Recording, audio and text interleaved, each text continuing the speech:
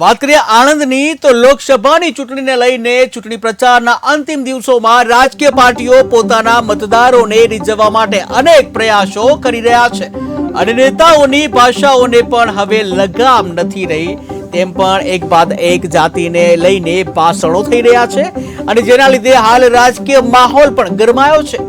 આવામાં થોડા દિવસો પહેલા જ નાણામંત્રી કનુભાઈ દેસાઈ દ્વારા કોળી સમાજ વિશે પોતાના ભાષણમાં ટિપ્પણી કરતા ક્ષત્રિય સમાજ બાદ હવે સમગ્ર ગુજરાતમાં કોળી સમાજ આ ટિપ્પણીને લઈને મેદાનમાં આવ્યો છે, જેમાં આજરોજ આણંદના તારાપુર તાલુકા મથકના રામપુરા, રીંજા, કાનાવાડા સહિતના કુલ 19 જેટલા ગામના કોળી સમાજના આગેવાનો એકત્રિત થઈ તારાપુર મામલતદારને આવેદનપત્ર આપવામાં આવ્યું હતું। આ ભાજપના નેતાઓ સત્તાના નશામાં એટલા બધા ચકનાચૂર થઈ ગયા છે કે એમને બોલવાની વાણી વિલાસનું કોઈ ભાન જ નથી રહ્યું। ક્યાંક પરસોત્તમ રૂપાલા જેવા નેતાઓ, કેન્દ્રીય મિનિસ્ટરો, આ રાજ્યના નાણામંત્રી, આ મંત્રીઓને આટલી બધી બોલવાની છૂટ, કોઈ પણ સમાજની ઇજ્જત આબરૂ ઉપર સીધું જઈને બેસવાની આટલો બધો અહંકાર આમની અંદર આવ્યો ક્યાંથી?